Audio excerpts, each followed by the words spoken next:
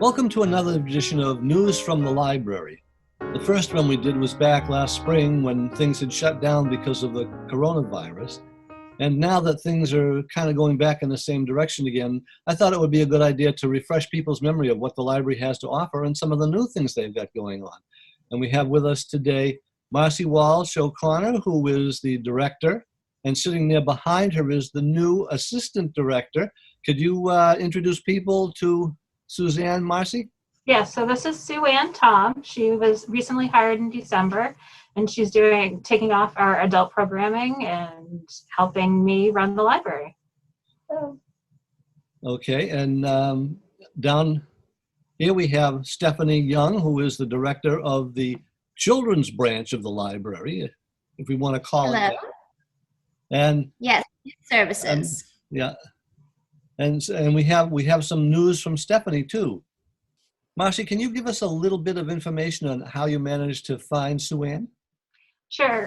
So in the end of February, Tyler took another job at the Milton Public Library as their team librarian. Of course, we were sorry to see him go, but we started doing interviews and resume gathering in March. But of course, then COVID shut down everything. And the trustees decided at that point to wait until town meeting so that we got the line approved for the assistant director's salary. So once that was approved, the end of July, I started gathering resumes, and we had several good candidates, and we interviewed them. We did some interviews in person. Sue Ann was out of state at the time, so we did hers via Zoom. So she's quite familiar with Zoom and virtual programming and doing things remotely. So she was just an amazing fit, and she relocated to Massachusetts. She has ties to the area, and she's been doing phenomenal work. She started in December. Wonderful. Now I know you have to move along, so let's just kind of switch over to Sue Ann now, and we'll bid you farewell until the next time we actually come back for another news break. And we can talk to Sue Ann about some of the plans that she has, because when we were kind of getting acquainted a little bit earlier, she told me all kinds of great plans that she has for the library for the next few months anyway. All right. Thank you. Thank you, Marcy. Okay. Hello. Hello, Sue Ann. Welcome to Whitman. Thank you so much. You can take this down, get to know people. Hi. They won't be able to see you that way now for a few more months anyway. That's okay. Well, actually, I'm hoping to do some tech talks and some Zoom events. So I'm hoping that they actually will. And some of those I'm hoping are going to be coming up pretty soon in the form of like a trivia night. There, we may not have the Oscars formally, but I'm thinking we might have a movie trivia night coming up in February. So I think they might get to know me via this medium. So that would be a fun thing for us to do here, and we can show it live after we record it. Wonderful. Well, not live. It'd be we record it and then show it, so it'll be kind of pre-recorded, like they used to say in the old days. Wonderful. Okay, so can you tell us a little bit about yourself? You come from somewhere farther away than New England, I guess. Originally from the West Coast, but I've lived in Massachusetts for 12 years. So this was really more of a homecoming for me. I was actually on the Pembroke Board of Library Trustees, and I was only out of Massachusetts for just a little bit about a year. And I was down in New Orleans, and that's where Marcy interviewed me. I was an archivist, but I've worked in many different types of libraries. So I have been in the JFK Presidential Library. I graduated from Simmons University. So I really have here, I have a master's from Harvard. And so this is really much coming back to the South Shore. So I've lived here for 12 years. And so it's great to be back. This is where my family is. This is where my ties are. So I was really very much looking to come back to the South Shore. So it's great to be home, very much home. So it's wonderful, and it's a great town. That Simmons rings a little bell. Isn't that where Marcy went and got her master's degree? That's right. That's right. Did you happen to know each other out there, or was there a little gap between the two of you? There was a little gap. Of course, between us. So Now I'm here doing the adult programming. We've already kicked off our first couple of programs, and people have been very responsive. We're in the middle of our First program was the 2021 Vision Board, which people can still sign up for on Facebook, Instagram, and by going to the library website. And a vision board is a way that people, through crafts using the magazines that we were already getting ready to discard here at the library, which have been fully quarantined, people can do a craft project by cutting out images that they feel are positive images for the upcoming year. Positive thoughts can create positive results, and gluing them onto a board to sort of, what do you want to create for this upcoming year? We've had a tremendous result. It's one of our highest adult craft outputs so far, which is great. I think we have 23 or 24 people that are already participating, which is wonderful.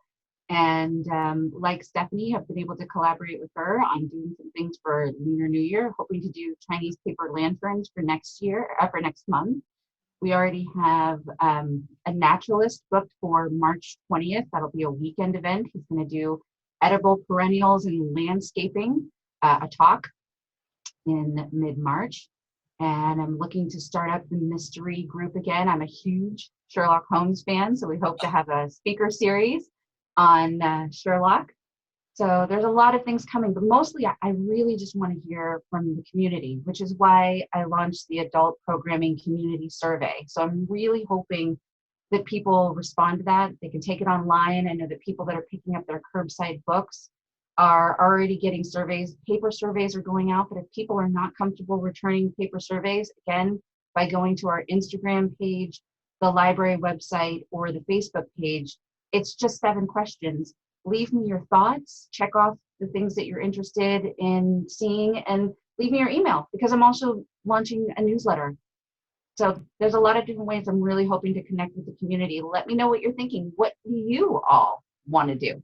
And that's what I'm here for. With a name like Watson, I've always claimed blood relationship to John Watson anyway, and I love Sherlock Holmes myself as well. Wonderful. Well, sign up, and hopefully we'll see you at some of our events. We never know. We never know what's coming. It's a mystery. My attempts at solving mysteries are kind of like the John Watson from the movies, though, rather than Sherlock Holmes himself. Okay. You were talking about the vision boards. Yes. And you said, talking about magazines that the library was ready to start to discard. Are people picking up those magazines from the library? Yes. So what we've done is I've actually already sorted the magazines. So people are getting a variety of different types of magazines. They're already pre-assembled. They're put into individually packaged bags with a glue stick and a poster board. The project was generously funded by the Friends of Whitman Public Library.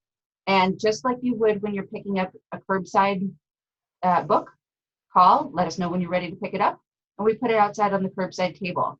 And it's just an opportunity to think ahead to, what would people like to see for this year? Clip out images, recipes, something about what you'd like to see this upcoming year be. It's a vision board. It's an image for what you want for 2021 to be. 2020 for 2021. What's your vision? And if you do a great job, or if you want to share that, share it with us on Facebook, share it on Instagram, put it up there. Share it here on Zoom. And on we can show the whole community. Exactly. Share it. Share your work. We have some very, very talented crafters out there. And I'm also looking to see if we can bring in more people to do potentially art classes. But there's a lot going out there. I'd love to see, the different types of classes that we could get going on. I've also put in for some grants. I've written for some grants already, to see if maybe we can get some money to do a community read to boost our e-resources, to boost the number of hotspots that we have, to boost our digital resources. I'm a certified digital archivist. I'd like to be able to also see what we can do in building and helping to rebuild the history room. So I like to work on research requests. I'd like to see what we can do with the catalog. I'm also, I did some training as a historian at Simmons. I'm a veteran. I was in the Army. So there's a lot of different places and things that I'd like to touch on here, but I'm so thrilled to be here. It's an amazing town. It's a tremendous staff, and I think it's really exciting. So I want to hear from people. What do people want? Now, you have a, what was it, a botanist that you said you had kind of in line to come in and do a talk? Is that Yes. somebody who has written a book, or just somebody who's going to talk in general about flora and fauna? So John Root is a naturalist, and I believe he won a grant. And so he is a naturalist, and I believe he's a teacher, and he is someone who's going to be coming in. I'm going to be posting that on Eventbrite, and people will be able to read his V, and he's ready to talk about edible and landscaping ways that people grow things right here in New England. I think that's going to be exciting. That's going to be March 20th, I believe, at 6:30. So we're trying to do some weekend events. That's going to be Zoom, and so we're trying to keep it affordable. And these crafts that I'm talking about are free. Okay, you had some other things that you went through that list so quickly. I didn't really catch everything. What else? So have the you got first one is the vision board we're doing. Trying to set up the paper lanterns, and we are trying to. I'm working on a Sherlock Holmes speaker series. We've already got the John Root is the naturalist. He's already set to speak, and I believe that's March 20th. That's going to be via Zoom. And again, people can look on our website when these things are getting ready. They'll see them on our website, Facebook, Instagram, and the Whitman Public Library website. And you'll see it everywhere. And you will more than also likely see it in the column. One of our librarians, Barbara Bryant, writes a column. And so read the column. I think it's called Off the Shelf. And it's a great column, I got to tell you. I have been reading it every time I see it in the paper, and I just enjoy it a tremendous amount. Wonderful. So read the column, follow us on social media, take a look at the website. And people are also always welcome to call. You know, if people can't sign up online or if they don't have those resources, please call. We're happy to share those things. But you know, I'm here to find out what it is that people can do and to continue some of those programming efforts. So I'm excited to be here. Now, as far as the Sherlock Holmes goes, yes. Do you have any people in mind that you are trying to get a hold of to come in and talk about the Holmes experience? I do. I have. You want to reveal any of those names yet? I'm not ready to yet because we're still working on our funding, but I will tell you that one of them is someone who also worked on the BBC Sherlock Holmes series. Oh. Yes. And those were very well done.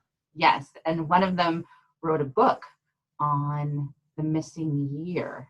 What did Sherlock Holmes and John Watson do during their missing year, 1896? Oh, my. So, This is really getting down into the real nitty-gritty of Sherlock Holmes. Yes, the game is afoot. I'm very serious when it comes to Sherlock, so I really enjoy. But again, Agatha Christie, all of them, there are so many wonderful writers. If you haven't checked out, Kareem Abdul-Jabbar also did a trilogy that I'm reading right now on Mycroft Holmes and Sherlock Holmes, and there are so many wonderful writers. Black History Month is coming up, so I'm hoping to put out a list of recommended reading and ways that people can do a virtual Google Cultural Institute tour of the Smithsonian museums in Washington, D.C. that's also free. And so there's a lot coming up. There actually is a fairly new mystery writer who has just surfaced in this area. Somebody from Abington who happens to be a baseball aficionado too. So her mysteries are all based at ballparks. Wonderful. See? That might be something we can arrange between you and me to see if we can get her over there to do a reading from her book at least, and maybe even some other stuff.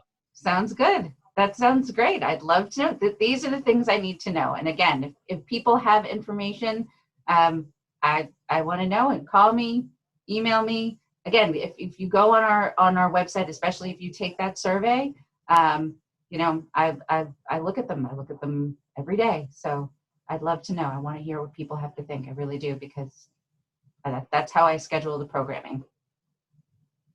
Yeah, it's you certainly have got some great plans in mind for people. Any other lectures or author talks or anything like that that you might have in the back of your mind that you would like to kind of let out of the bag at this point? Or I'm thinking of some, yeah, I've heard from people that they want to do, in addition to the art class, and a class on potentially on pastels. I've heard that people really want sort of do-it-yourself home repairs and maybe some courses on finance. But it just got here. There's a lot to do. So we'll see how far out it can get. And again, a lot of those things, you know, we're gonna work on fundraising. I've got to work on grant writing. I've also written a grant to see if I can get ukuleles and maybe music lessons. So we'll see. I've got a lot of irons in the fire. have you ever heard of the Unlikely Strummers? I haven't. That's a ukulele group that comes from the Attleboro area. Oh, I heard about them and hired them one night to sing a Valentine's song to my wife at a basketball game here at the high school when she was filling in as a substitute guest play-by-play, quote, color announcer for one of the girls' games a couple of years ago. very nice. Well, you never know. We never know what's gonna turn up next, but I am searching high and low, near and far, anything and everything I can think of to try to increase programming for adults and to enhance our offerings here. I am really focusing on right now on biography and rebuilding nonfiction, particularly in history and in finance and in health and wellness and in parenting. So there's a lot going on. So while we may not be open to the public and while you can't come in, rest assured, behind these doors, there's a lot happening here. And anything that we can do here at WHCA to help you out, please let me know.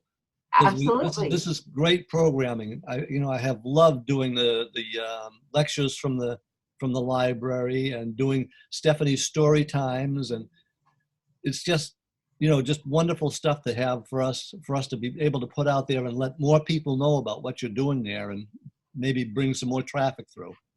Thank you. I appreciate that. Okay, and thank you, Sue Ann, for talking with me for this little while and sharing what you have for dreams for the library, and we'll be talking with you much more, I think. Wonderful. Stephanie, you have some new programs that you have just received grants for. Can you tell us a little bit about what they are? I know we have a video that we're going to be running as soon as you get through the basics there, and we'll let that run and then come back again and see if there's anything else we have to say. So you want to just tell us a little bit about the grants? Yes, so we received a grant called Mind in the Making, and the grant focuses on funding a play area for children ages 0 to 6. It's based on a book by Ellen Galinsky, also called Mind in the Making, and focuses on 7 specific skills. So we'll have a bunch of programming coming up that will address those specific skills. We just launched our first story walk, which will be available as long as it's not raining, snowing, or very windy out. We'll be doing a story walk every month for about 2 weeks each. And we have some upcoming programs. We're going to be doing scavenger hunts, obstacle courses, and just free time with open play. Because of COVID restrictions, we'll probably be scheduling one family at a time to use the space. Okay, now I'm going to run the video that we did earlier and just show people what that space looks like and the story walk. I'm standing outside the library to show you where our new play area will be. We have received a grant called Mind in the Making, and this is a Library Services and Technology grant. The funding is federal funding from the Institute of Museum and Library Services, and the grant is administered locally through the Massachusetts Board of Library Commissioners. The funding for the fencing was donated by the Northeastern Savings Bank. So children will be able to come right up here onto the walkway. Parents can put this down and pull it outwards, and we'll have a safely fenced play area. We'll be using more grant funding to buy different toys to fill the area. Now initially, probably only one family at a time can use the area because of COVID restrictions. We've had to make a lot of different changes to the original plans of the grant. Another change that we made was to create a story walk. Originally, we were planning to have interactive stories in person, but of course, with the restrictions and the library building being closed, we've decided to create a story walk. So children 6 and over do need to wear masks, and they're suggested for ages 2 to 5. So what is a story walk? Well, a story walk, we've set these storyboards all along the sidewalk. They start here and go to the front of the library. And the story walk was originally created by Anne Ferguson of Montpelier, Vermont. So all the stories we chose are interactive. So at the beginning of the story walk, we have activity kits. And these packets include some tips of how to read the story with your child. And it includes a craft to do at home. And very importantly, there is a survey in here. We do have to report results back to the grant funders. So that would be very helpful if you could fill out that survey and return it to us. Our first one for the month of January is The Jacket I Wear in the Snow by Shirley Neitzel. And this story is a rebus. So on the first page here, it says, "This is the jacket I wear in the snow." And the image of the jacket will be repeated so children can sort of help you read it as they go along. The grant specifically addresses 7 skills for ages 0 to 6: focus and self-control, perspective taking, communicating, making connections, critical thinking, taking on challenges, self-direction, and engaged learning. A couple of the skills that are addressed in this story walk are making connections about what kinds of clothing you wear in different weather, and communicating, practicing the pictures to the words. We have some upcoming programs where we'll be doing taking challenges with obstacle courses, self-directed play with just open free play of different toys and see what they do with them. That looks like a really fun thing. I was enjoying looking at the boards you have up there for the story walk. And over by the front door, you have something else there that we want to make sure we mention about the craft pickup. Yes, so we have been offering grab-and-go crafts since the summer, and we are trying to do 2 crafts each month. You don't have to sign up, and these are for all ages. So when we post them on our Facebook and on our event keeper on our website, you're welcome to come down to the library as long as the library is open for curbside. Of course, the building is closed. Those kits will be out right by the curbside table at the front door. So this week we have penguins. We have a Lunar New Year theme coming up, and we'll just keep doing 2 a month for as long as we can. Good. I have a little question for you about the story walk. Actually, a couple of them. Do you know what stories you've got coming up for February and March yet, or has that not been decided yet? They are decided, but they are a surprise. Okay. And that was an interesting story, and you called it a rebus. And it's a funny thing because I always pictured a rebus as being one of those picture puzzles that you have little clues of pictographs and letters where you have to go plus and minus depending on what letters you need to add and remove to make some kind of a saying. How does that coincide with this thing being a rebus, which reminds me more of the counting rhymes that we used to have when I was a kid? You know, this is the house that Jack built. And as a matter of fact, the 12 Days of Christmas is something like that too. Yeah, so it's sort of a combination. So the rebus aspect is that when you first start reading the story, it says, "This is the jacket I wear in the snow." That picture of the jacket will be repeated throughout the whole book with other images, jeans, mittens, boots, so children can help read the story by recognizing the images. Okay, thanks so much, Stephanie. That was a great piece of news. And I just want to say thank you to everybody for watching this, and we'll be back hopefully to get some more news from the library, maybe some better news than we think we're having right now. Thank you all so much.